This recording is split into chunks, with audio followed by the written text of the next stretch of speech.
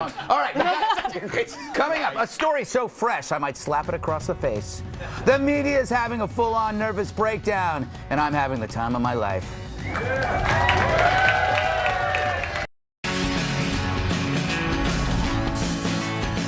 Not since the launch of Crystal Pepsi have so many been so wrong. Except for me. I was right. I was right. A Donald Trump victory that still seemed like a long shot early Tuesday quickly turned into a media meltdown. People have talked about a miracle. I'm hearing about a nightmare. She won every debate by all standards. Everything. Every debate. Yep. Everything. Every debate. She had the best ad campaign, the best ground game. This is a shot against meritocracy, I think. Our country is about to face some serious crises. And so, I mean, buckle up. Your country needs you. And of course, the late night shows weighed into from my new Jenga partner, Trevor Noah, and even to Seth Meyers. There were sad faces all around. It still doesn't seem real. It still doesn't feel real. The message that I want to spread out to other women is exactly what you're saying, is not to give up. Sorry, I hate crying on camera, but It was like they watched one of those commercials with all of those sad pets. All right. You know, whenever I see this happen, this is why I always carry around these. Can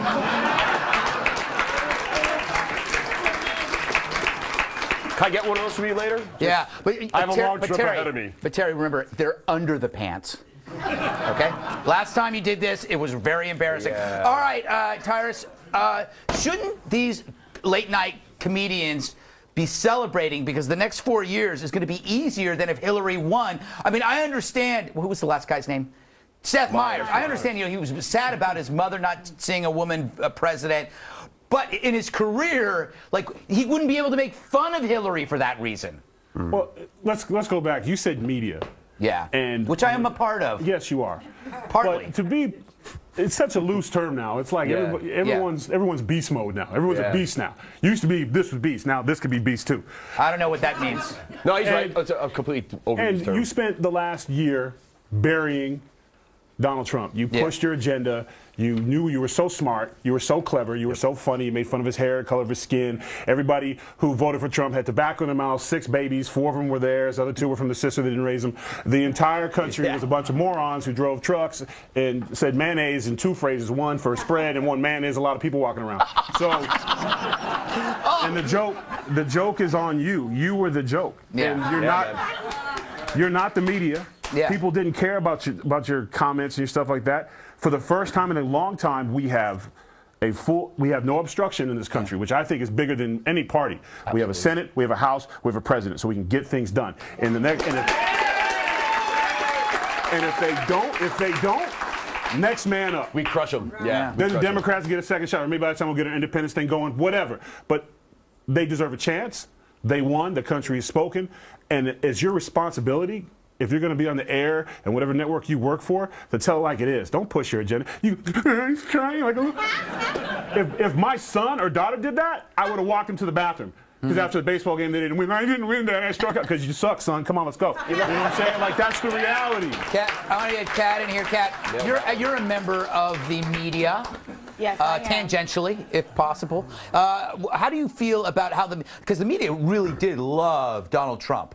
I mean, they put him out there, but did they just put him out there just to bring him down? And now they're all shocked that he won. They didn't expect him to win. Right. Well, the thing is, you have to cover what people want to cover. Donald Trump made it impossible to not cover Donald Trump. Exactly. I mean, he's tweeting out these things. Everyone's seeing it. You can't even go to a bar and talk about anything but politics, no matter who you are. So if you weren't talking about Trump, you're going down. There's the REM guy, Michael Stipe, accused Alec Baldwin and SNL of helping get Trump elected. Not even by having him host, but by having him be parodied. What are they supposed to do? Yes. He just okay. Yeah, I know he's a presidential candidate, but not cover him. It's just so simplistic to say that, oh, it's all the media's fault. No, people had legitimate reasons for voting for Trump, the ones who supported him, and they got more and more devoted to Trump when they saw the media assume that they didn't, that the only reason that they were supporting him is because they were seeing him on TV. And the more that happened, the more that their reasons were dismissed, the more they were like, Trump is the only one listening to me. So that's why he was able to get away with saying so many things, because they're like, I don't care, at least he's the only one listening to me and the only one who understands about, the PC thing, and he's not afraid to say bomb the out of him at a time where we have a president that won't say radical Islamic terror. So, I wasn't, it makes sense where it all came from, and the media, by saying there was no reason other than exposure, they really made it worse. Well, Dirk, I'm afraid to ask you. Don't be afraid. Be brave. All right. It's a brave new world. I just don't know. I don't know. It's hard for me. I mean, you know what? I remember being apocalyptic when Bill Clinton was elected. That's how old I am. Really? Don't we all go through this kind of thing? We do it like. Yeah, but you did it with Bill. I did it with, I did it with Bill. I did it with Jimmy Carter. Yes. I don't want to go back there. Yes, Jimmy. But they do it with Barry Goldwater, my first election. Barry Goldwater, oh my God, they did to him what they then did to everybody Reagan. else. They did it to all of them. Reagan was the only one. And Hillary worked for Goldwater. Well, she then she got kicked off the Watergate thing, because she used to corrupt for that. But what was the question? That was a Trump joke from a speech. I don't think. You know what? If you can't remember the question, we move on. Terry. Thank you. No, I don't have a question. I feel like something crazy could happen right here. Yeah, no, it's a good thing. No, but let me say one thing. Trump better not listen to all the people that are making nice with him. A lot of them in his party. So you're vindictive. You're vindictive. No, he doesn't. Yes, he does. No, he can't only talk to. He's going to be the president. Do you remember? He better do everything he said. He better do everything on that. We're gonna ride on him. We're gonna do it all. Do you remember when Obama got elected and he brought in the Republican leaders and he said, "I want to work with you, but if you don't want to work with me, adios. I'll work around you. I got a pen and a phone. I don't need you." That's a good point. I actually do not want a dictator. That's exactly what he needs to do. But he's also going to be. Here's the thing that Donald Trump will not have, that Barack Obama had for 8 years. He will not, obviously, have the protection of the media. That's gone. Right. You're right. That's good. You couldn't say anything about President Obama, certainly the first 4 years, if you even anything racist. He doesn't need the protection. No. But what I'm saying is, right, maybe not. He's not going to have that. He's also going to have, I hope, a now a Congress with spine that would not fight Barack Obama, that now they should hold him to account, do the checks and balances, and if he gets out of line, then you kind of crush him and bring him back in. This is a win-win for everybody if everybody take a deep breath. And I disagree with one point you wrote. What? You wrote a great piece. You wrote a great piece about those three or four things you took. Right. And you said the only reason the media, you said the media was all about only ratings. I don't think that's true. I disagree a little bit. They did have an agenda. They did want to see Hillary Clinton elected. It wasn't just about getting ratings. I also think Hillary Clinton's campaign was very happy to see Donald Trump promoted because she thought that'd be the dude she could beat. And also, that was the point. And also the fact that she didn't have to do anything as long as Donald was up there and he was the entertainment value. That's true. And she thought she could hide somewhere in a and she did. In a cryogenic and it blew lab. up in her face too. All right, we've got to go. We've got so much stuff. Coming up, who'll be in Trump's cabinet? I'm guessing Chef Boyardee and maybe Mrs. Butterworth. That's a cabinet joke.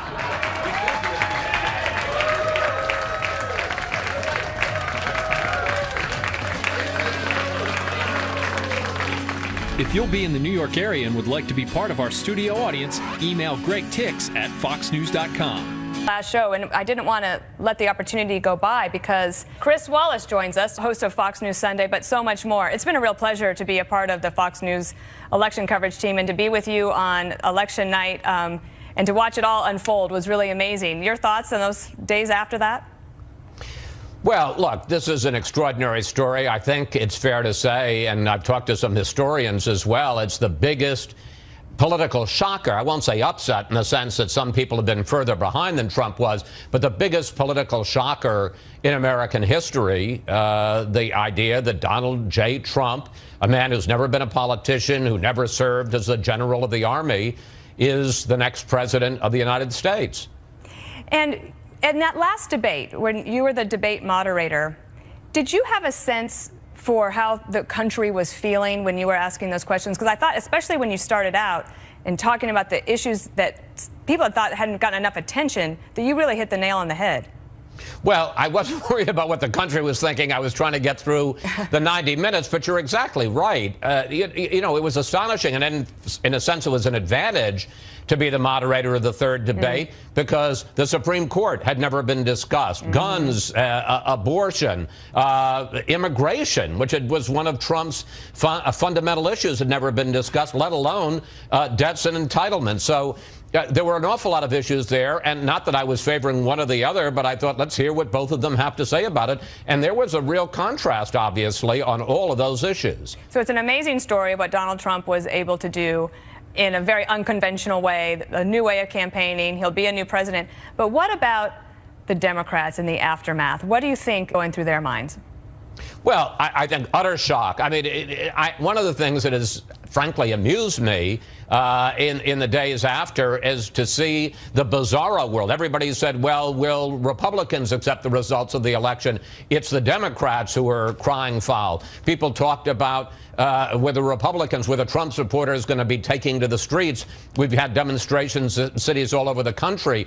The late night comedians, the hosts on the morning talk shows are acting like their puppy died. And then there's this, which I have to say I just find astonishing. This is the headline on Thursday, Dana, in the New York Times. The banner headline the day after, basically the first day, because the news of Trump's victory broke so late. It isn't Trump wins, new man in power. It's Democrats, students, and foreign allies face the reality of a Trump presidency. So much for fairness and objectivity on the front page of the America's paper of record. It's almost a parody of itself. Will be another presidential transition that you witness. What do you expect coming up? Because I think that both President Obama and President-elect Trump and even Secretary Clinton were very gracious. Do you expect to see that continue through? Absolutely. And frankly, I think it was your old boss, George W. Bush, who really set the marker there, because there were all kinds of stories about when he came in 2000 and some of the Clinton people had taken the W's off all the computers. And you can tell me, but as I understand it, Bush just laid down the law. We're going to make this business-like. We don't necessarily like the guy who's replacing us, but this is bigger than us. It's about America. And I absolutely expect the Obama team and the Trump team to act in the same fashion. We did. We had a mandate from the president. It would be to be the most professional transition in the history of the country, and we tried to follow that through, and I hope that set a good example. All right. Thank you, Chris. We appreciate it.